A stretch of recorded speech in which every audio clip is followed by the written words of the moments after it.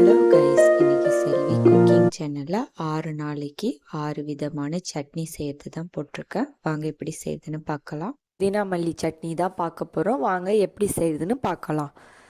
Stove on பண்ணிவிட்டு வானல் வச்சுக்கணும். அதில் 3 டேபிள் ஸ்பூன் எண்ணெய் ஊற்றிட்டு, எண்ணெய் சூடானதும் அதில் காஞ்ச மிளகா 4, ஒரு சின்ன பீஸ் இஞ்சி, அப்புறம் அரை கட்டி பூண்டு தோலை உரிச்சிட்டு சேர்த்துக்கணும். அதுக்கப்புறம் ஒரு கைப்பிடி சின்ன வெங்காயம் ஆட் பண்ணிக்கணும். இது எல்லாம் நல்லா வதங்கணும். அப்புறம் 2 தக்காளி ஆட் பண்ணிக்கணும். தக்காளி நல்லா வதங்குற வரைக்கும் வேக வைக்கணும். இப்போ வெங்காய தக்காளிலாம் நல்லா வதங்கினதுக்கப்புறம் அதில் வாஷ் பண்ணி வச்சுருக்கிற புதினா மல்லி ஆட் பண்ணிக்கணும். இந்த சட்னி வீக்லி ஒன்ஸ் எடுத்துக்கணும். ஹெல்த்துக்கு ரொம்ப நல்லது.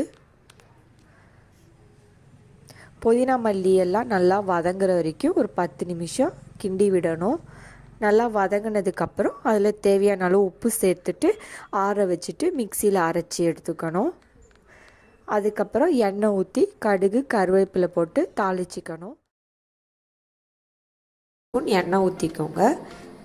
எண்ணெய் சூடானதும் அதில் வெங்காயம், பச்சை மிளகா, தக்காளி இதெல்லாம் போட்டு நல்லா வதக்கிக்கணும். இது எங்கள் அம்மா ஸ்டைல் சட்னி, நல்லா டேஸ்ட்டாக இருக்கும். ட்ரை பண்ணி பாருங்கள். இந்த சட்னிக்கு சின்ன வெங்காயம் தான் போடணும், பெரிய வெங்காயம் போடக்கூடாது. சின்ன வெங்காயம் போட்டு அரைக்கிறப்ப தான் டேஸ்ட்டாக இருக்கும். மிளகா பெருசாக இருந்ததுனால நான் 2 பச்சை மிளகா போட்டிருக்கேன். சின்னதாக இருந்தால் 3 போட்டுக்கோங்க. வெங்காயம் நல்லா வதங்கி கோல்டன் ப்ரௌன் வந்ததுக்கப்புறம் அதில் 2 கைப்பிடி பொட்டுக்கடலை போட்டுக்கணும். பொட்டுக்கடலை போட்டுக்கிட்டு ரொம்ப நேரம் ஸ்டவ்வில் இருக்கக்கூடாது. ஒரு 2 மினிட்ஸ் வதக்கி விட்டுட்டு ஸ்டவ் ஆஃப் பண்ணிடணும். அப்புறம் தேவையான அளவு உப்பு சேர்த்துட்டு நல்லா ஆற வச்சுருங்க. ஆறுனதுக்கப்புறம் மிக்சியில் போட்டு நல்லா அரைச்சிக்கோங்க. ஃபைனாக அரைச்சதுக்கப்புறம் அதில் கடுகு, கருவேப்பிலை, உளுந்து போட்டு தாளித்து கொட்டிக்கோங்க. இந்த சட்னியை கரைக்காமல் கெட்டியாக இட்லி தொட்டு சாப்பிட்றப்ப அவ்வளோ சூப்பராக இருக்கும். பருப்பை வச்சு ஒரு சூப்பரான சட்னி தான் பார்க்க போகிறோம். வாங்க எப்படி செய்யுதுன்னு பார்க்கலாம். ஸ்டவ் ஆன் பண்ணிவிட்டு வானலில் 2 கரண்டி எண்ணெய் ஊற்றிக்கோங்க. எண்ணெய் சூடானதுக்கப்புறம் அதில் 4 டேபிள் ஸ்பூன் கடலைப்பருப்பு போட்டுக்கோங்க. இது நல்லா கோல்டன் ப்ரௌனாக வர்ற வரைக்கும் வறுத்துக்கணும். இந்த சட்னியை அரைச்சி அப்படியே கெட்டியாக இட்லிக்கு, தோசைக்கெலாம் தொட்டு சாப்பிட்றப்ப அவ்வளோ டேஸ்ட்டாக இருக்கும். கண்டிப்பாக ட்ரை பண்ணி பாருங்கள். இது நல்லா கோல்டன் ப்ரௌனிஷாக வந்ததுக்கப்புறம் அதை ஒரு தனி பிளேட்டில் எடுத்து வச்சுருங்க. அதுக்கப்புறம் அதில் பச்சை மிளகா, வெங்காயம், பூண்டு இதெல்லாம் போட்டு நல்லா வதக்கிக்கணும். நான் 3 பச்சை மிளகா சேர்த்துருக்கேன். இதுவே கரெக்டான காரமாக இருக்கும். உங்களுக்கு பச்சை மிளகா காரமாக இருந்ததுன்னா உங்களுக்கு ஏற்ற மாதிரி காரம் மிளகா சேர்த்துக்கோங்க. அதுக்கப்புறம் 2 வெங்காயம் சேர்த்துருக்கேன். அதுக்கப்புறம் 7 பூண்டு பல் சேர்த்துருக்கேன். அப்புறம் ஒரு கொத்து கருவேப்பிலையில் சேர்த்துட்டு நல்லா வதக்கி விடுங்க. வெங்காயம், பூண்டு எல்லாம் நல்லா வதங்கினதுக்கப்புறம் ஸ்டவ்வை ஆஃப் பண்ணிவிட்டு அதில் அரை நெல்லிக்காய் சைஸுக்கு சின்னதாக புளி சேர்த்துக்கணும். புளி அதிகமாக சேர்த்துறாதீங்க. அதிகமாக சேர்த்துட்டா சட்னி ஒரே புளிப்பாக போயிடும். புளி சின்னதாக சேர்த்துக்கோங்க. அதுக்கப்புறம் தேவையான அளவு உப்பு சேர்த்துக்கிட்டு வறுத்து வச்ச கடலைப்பருப்பை இதில் சேர்த்துட்டு ஆற வச்சுருங்க. இது நல்லா ஆறுனதுக்கப்புறம் மிக்சியில் போட்டு நல்லா ஃபைன் பேஸ்ட்டாக அரைச்சிக்கோங்க. எண்ணெய் ஊற்றி அதுக்கப்புறம் தாளிப்பு பார்க்கலாம். அப்புறம் காஞ்ச மிளகா, கருவேப்பிலை இதெல்லாம் போட்டு தாளித்து சட்னியில் சேர்த்துக்கிறேன்.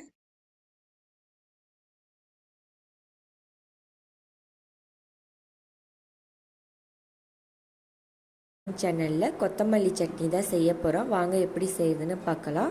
ஸ்டவ் ஆன் பண்ணிவிட்டு கடாயில் 2 டேபிள் ஸ்பூன் எண்ணெய் ஊற்றிக்கோங்க. எண்ணெய் சூடானதும் வாஷ் பண்ணி வச்சுருக்கிற கொத்தமல்லி சின்ன சின்னதாக கட் பண்ணி இதில் சேர்த்துக்கிறேன். மல்லி எல்லாம் நல்லா வதங்கணும். வதங்கினதுக்கப்புறம் ஒரு பிளேட்டில் தனியாக எடுத்து வச்சுருங்க. இந்த சட்னி ட்ரை பண்ணி பாருங்கள். தோசைக்கு, கோதுமை தோசைக்கெலாம் அவ்வளோ டேஸ்ட்டாக இருக்கும். கண்டிப்பாக ட்ரை பண்ணி பாருங்கள். இப்போ இதை தாளிப்பு பார்க்கலாம். கடாயில் 1 டேபிள் ஸ்பூன் எண்ணெய் ஊற்றிக்கிறேன். எண்ணெய் சூடானதும் 1 டேபிள் ஸ்பூன் கடுகு சேர்த்துக்கிறேன்.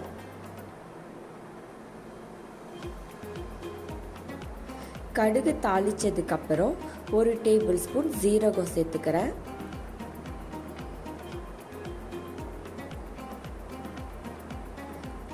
சீரகம் தாளித்ததுக்கப்புறம் 1 டேபிள் ஸ்பூன் மல்லி சேர்த்துக்கிறேன். இதெல்லாம் தாளிச்சிட்டு அதில் 5 பச்சை மிளகாய் சேர்த்துக்கிறேன். காரத்துக்கு உங்களுக்கு ஏற்ற மாதிரி காரம் சேர்த்துக்கோங்க. அதுக்கப்புறம் 10 பூண்டு பல் சேர்த்துருக்கேன்.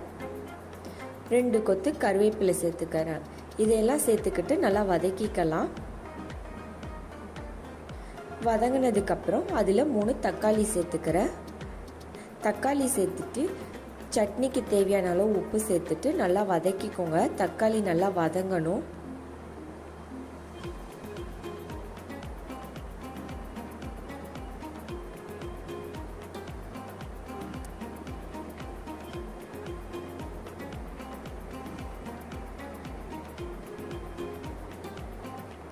தக்காளி வேகிறதுக்கு கொஞ்சமாக தண்ணி ஊற்றிக்கிறேன். 1/2 கிளாஸ் தண்ணி ஊற்றிக்கிறேன்.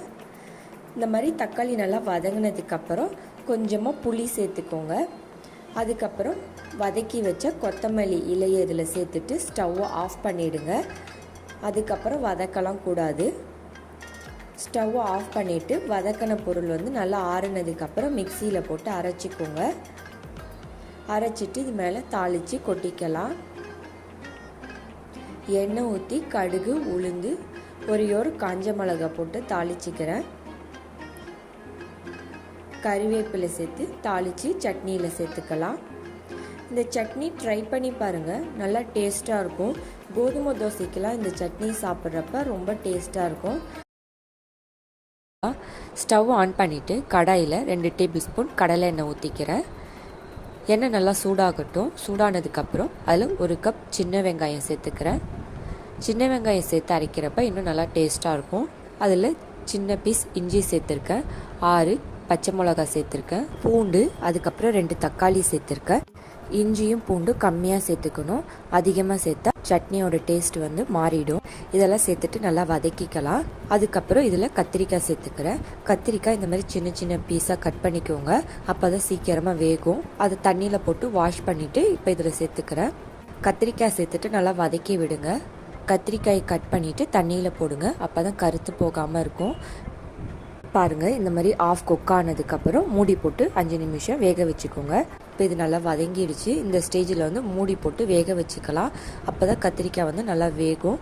கத்திரிக்காய் சரியாக வேகலைன்னா சட்னி விறுவிறுப்பாயிடும். அதனால் கத்திரிக்காய் நல்லா வேகணும்.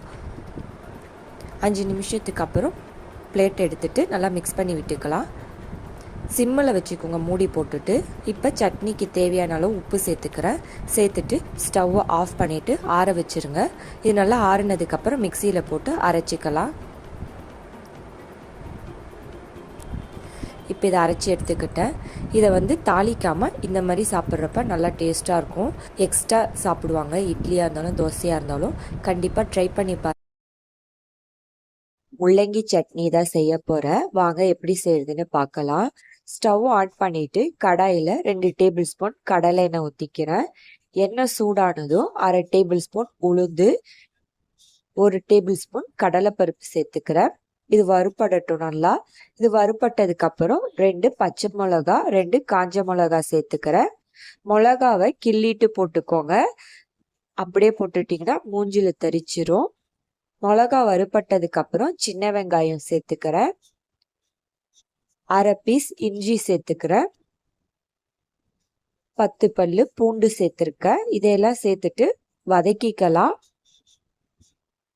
அதுக்கப்புறம் சின்னதா 1 பீஸ் புளி சேர்த்துக்கிறேன். அதிகமாக சேர்த்துடக்கூடாது, சின்னதாக சேர்த்துக்கோங்க. 1 கொத்து கருவேப்பிலை சேர்த்துக்கிறேன். இதெல்லாம் சேர்த்துட்டு நல்லா வதக்கிக்கோங்க. வெங்காயம் மிளகாலாம் நல்லா வதங்கணும். அதுக்கப்புறம் முள்ளங்கி சேர்த்துக்கலாம். வெங்காயம்லாம் நல்லா வதங்கிருச்சு. இப்போ 1 முள்ளங்கி சேர்த்துக்கிறேன். தோலெல்லாம் க்ளீன் பண்ணிட்டு சின்ன சின்ன பீஸாக கட் பண்ணிக்கிறேன். அப்புறம் 1 தக்காளி சேர்த்துக்கிறேன். காயை சின்ன சின்னதாக கட் பண்ணிக்கோங்க. அப்போதான் சீக்கிரமாக வேகும்.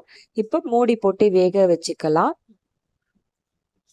10 நிமிஷத்துக்கு அப்புறம் ஓப்பன் பண்ணிட்டு நல்லா மிக்ஸ் பண்ணி விட்டுட்டு காய் வெந்துருச்சான்னு பாருங்க.